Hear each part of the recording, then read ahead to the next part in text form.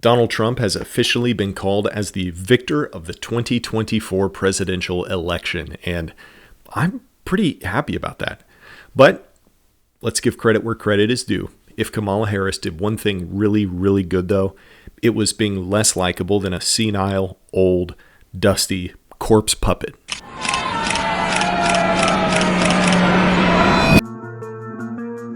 You're listening to the Spare No Arrows podcast, a show that equips Christians to stand against our anti-Christian culture. My name's Cody Lawrence, and I'm here to discuss culture, politics, theology, and building Christendom for the glory of God with courage, biblical truth, and sound doctrine. I thought in this video I would give a few observations about the election from a conservative Christian perspective and talk a little bit about how we should approach the next 4 years. So one thing that I think about a lot is the narrative that's playing out in the world. I really like stories, and I think because God is sovereign over the world and everything goes in accordance to his divine plan, that God is writing a story with our world. And not only is God writing a story, but it's not a bad story. I believe the story of our world is the best story. And of course, we're not omniscient, and we can't predict everything that's going to happen with the characters, or there's a lot of situational irony happening because we're the characters in the story, and we don't always realize the lessons we need to learn before the next chapter.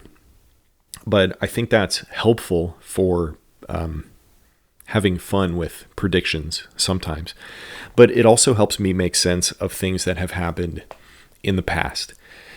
And an observation that someone else made was that perhaps in God's sovereignty, he prevented Trump from winning in 2020 for various reasons. It was at the start of COVID. Trump's second term would have been plagued by controversy, having jumped on board with the lockdowns and the vaccines, of course. And it also would have made him a lot less effective because this worldwide pandemic was happening. We also lost the House and the Senate in 2020. Now, if there actually was cheating happening, then perhaps we wouldn't have lost the House and the Senate if Trump actually did win. I don't know. Can't say. But it seems like 2020, Trump losing was actually good for gearing us up for a better election this time. If Trump would have won in 2020, perhaps we would have learned a lot less from the pandemic itself. But in the situation that we actually found ourselves in 2020 with Joe Biden, we got the worst of the pandemic. They did not hold back with the lockdowns. They did not hold back with the vaccine mandates. They didn't hold back with firing people from their jobs who didn't want to be controlled in that way. And because of that, it opened thousands, if not millions of eyes, including my own, to the depth of a lot of evils happening in our nation. And so I ask myself, was this the fourth turning, or was that just leading up to a greater catastrophe that's going to happen in the near future? If you don't know what the fourth turning is, you should look it up. I don't think the current story that we're in, though, is one where God lays off the judgment. I think the past 4 years and a lot of the things that have happened in American history leading up to the past 4 years is judgment. Like as Romans 1 says, when people leave God, they are given up to their desires and they seek after things that don't make sense, things that are unreasonable. And I think that's exactly what we're seeing as in our country as a whole. And that's what we have been leading to over the past many decades, even the past 100 years, I would say, at least. So I think this isn't repentance that we're seeing. I don't think that this is the solution to our problems. I think what this is the victory in this election is a brief reprieve to give us a chance to repent and build. I don't think this is necessarily a turning point because we are exactly the same people that we were a day and a half ago. There has been no national outcry against abortion or homosexuality or trans nonsense. the election, relatively speaking, was still a lot closer than it should have been. There are a lot of people still out there, I mean, to this very day, like a lot of people who don't care what a man and a woman is, who, of course, they know what a man and a woman is, but they are rebelling against that fact. Or they don't know what marriage is, or other people who don't even know what a human being is. These are fundamental truths, and a huge chunk of our nation outright denies those basic realities. But again, I'm pretty happy with the results. There was a landslide victory in most places. Trump won swing states that are like inconceivable that he won. And what this shows is that there's actually enough people in our nation who retain enough sense and values that there's hope for us to avoid utter moral collapse as a nation. God has shown tremendous grace that we don't deserve in allowing this to happen. And also, I think another benefit of the election is prior to the election, I noticed that, as I've talked about recently, that there have been a tremendous uptick in insanity on the right, on my team. And I've talked about that I wouldn't really exactly call that problems on the right or my team, but just for the sake of being understandable without having to nuance this too much, huge uptick in insanity on the right. And you can listen to my previous episodes to know exactly what I'm talking about. But my prediction is that this was fueled probably by feelings of desperation and isolation, both personally and on the internet. Over the past 4 years, it felt like often that we were the only conservatives walking around sometimes. And isolation can very easily lead to insanity if we're not careful. You, even online, like social media is even the leaders of the social media twist algorithms sometimes to show you content that makes you feel isolated as a conservative, and it does things to silence conservative voices in a lot of cases. And so people will find little bastions of quote unquote conservatism, and they will get crazy. They'll go down a spiral and get crazier and crazier, fueled by this idea that there's enemies all around them. They're completely alone. They need to bunker themselves and prepare for battle, even though things aren't necessarily that bad. It just seems like they're that bad because of social media and because of society and because of maybe where they work, surrounded by people who violently disagree with them. And that's not good. It's not healthy. And the result of this is this violent response and this angry, insane kind of push. My prediction and my hope is that a lot of these people are going to pretty quickly calm down, because it's obvious now that we're actually not in the minority, we're in the majority. And even the most liberal news stations have to admit that based on the results of the polls and the election. You see election maps and they are almost completely red. It's incredible. It's amazing, except for mostly the big cities in America, which is a very interesting thing to think about why exactly that is. The first and most important thing that I want you to get out of this video is that you should not drop your guard, because when people think they've won, they drop their guard, and that leaves them open for a perfect knockout blow. I've seen countless videos of sports games where a team starts celebrating before the clock runs out, and the other team grabs the ball, runs it across the field, and scores the actual game-winning touchdown before the clock runs out because they celebrated too early. And we have won a battle. Like this election is actually a huge victory. But we don't want to drop our guard. We don't want to become complacent. We don't want to think that we've won the war, even though we have just won a battle. We don't want to coast, but we want to put our heads down and work hard to improve our situations while we can, while it's easier, because things are probably going to be, hopefully, they're going to be easier economically, socially, whatever, in the next 4 years to build and grow the important things that we need to build and grow. Important institutions, your wealth as an individual or a family, your businesses as business owners, or whatever. We probably in the next 4 years are going to have more freedom, both politically and socially, to do these things. It's going to be more acceptable to share our opinions because now we know we're in the majority. We know we're not the small oppressed few, but actually tons of people are on our team. And that should be encouraging to us. And so while we have this foothold, we should really use it. And we should use these next 4 years while it's going to be easier for us to build. Because the temptation is, I think, to become complacent and just sit back and revel in your victory. But we don't want to do that.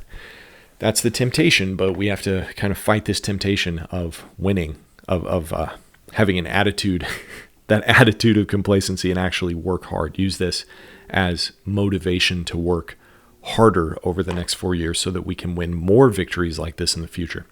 And this includes building our churches. There may also, in the next 4 years, there may be no enormous political controversies that divides churches like BLM or social justice or COVID did. There probably will be, right? Let's be honest. But if there's not, then that means we won't be forced to temper our political and social theology. So we'll have to do it on our own. We cannot allow complacency in the conservative movement. We cannot allow complacency in our work or our families. We cannot allow complacency in our churches. And whenever a controversy does arise, if it does in the next 4 years or beyond, if we prepare ourselves for it now, we will be more likely to be prepared when it actually happens, no matter what it is. The decades-long complacency of Christians, I believe, is exactly what put us in this moral dumpster fire in the first place. We don't want to be the kind of people who cry out to God for help, and then he helps us, and then we go back to ignoring him. Because you know what happens to people who do that? They are given up to their desires. Like in Romans 1, they get to do exactly what they want to do, and everything seems good until they die in the wilderness, or another nation swoops in and conquers them, or they're enslaved by tyrants, or they're forced to eat the dust of their own melted idols. We don't want to be those people. That's not good. So what's the solution? Aside from doing your best to generate wealth as a family, to invest and save, like the stock market is already on the increase. And so now would be, I think, this is not financial advice, but for me, this is a really good time to invest because things are going to likely, if 2016 is a measure that we can compare this to, which I think it probably will be, now would be a really great time to invest. Now would be a great time to buy businesses or houses. There was a prediction that the interest rate on mortgages would go way down within the next few months. So I am preparing myself to do that, to hopefully buy another house soon. And who knows, to do what with it, turn it into a rental property or flip it, or who knows. But also, aside from those very immediate practical things, the bigger things that we can work towards, in the meantime, we can also read history books. We can read American history books, Western history books, and understand exactly where America came from and why it is the way it is and how it was founded. But also, we should read people like Francis Schaeffer, these prophetic old voices who kind of saw how we got into the mess that we're in so that we could prepare ourselves to prevent it in the future. So this is a time when we should be very, very careful because we have a foothold and we do not want to lose it. So read Francis Schaeffer. Escape from Reason would be a really good place to start, but he has a lot of books that have a lot of overlap that are really, really good. Read C.S. Lewis, specifically Abolition of Man or That Hideous Strength. If you didn't know, C.S. Lewis has a science fiction trilogy. That Hideous Strength is the last one. You can skip straight to that one if you want, which ties very closely into the themes of Abolition of Man, or, of course, I would recommend reading all three. They're all fantastic. Also read books like Lex Rex, or The Divine Right of Resistance, or The Fourth Turning, which is the book that I mentioned earlier. Another good book to read specifically about Christianity that I think can prepare ourselves in this time to resist bad things in the future is called Against the Church. It's not what it sounds like. It's actually a very pro-church book, but you'll understand why it's called that if you read it. It's very good. It's one of my favorites. Also, I think we should really understand, this is going to sound weird, but as Christians, I think we should really understand the difference between Protestantism and Catholicism. And I'm serious. I think this will make you a better person in the coming years, and it will improve your theology, and it will better prepare you for problems that we will face in the future as the evangelical Christian church. So read about the Reformation, read Calvin's Institutes, read the Puritans, read people like that. Most of the people before us never saw the decline coming. Most churches were completely unprepared for the lockdowns. Some people in the past did see the decline coming, like C.S. Lewis and Schaeffer, but most didn't. And so we have to realize that, like most people, we don't have it all right, and we will inevitably have blind spots. Remember the thousands of churches which crumbled because they didn't know how to defend themselves against the serpents of social justice or the lockdowns. And whatever the next serpent is will likely slither into your church unnoticed, and you will either give it a seat and share communion with it in the name of Christian unity and call anyone who doesn't like it a slanderer, or you'll crush its head. Those are the only two options. And we have to be prepared to recognize those serpents that come into our churches or our workplaces or our families or your own individual theology and crush it. We have to be prepared to recognize those things and crush them. And also, something really easy and immediate that you can look out for is in your church this Sunday. Now is not the time to mourn. Now is the time to celebrate because we've actually won a great victory. Thank God. We have not won the war, but it's important to recognize victory as victory. This was absolutely unequivocally the better of two futures that we were presented with.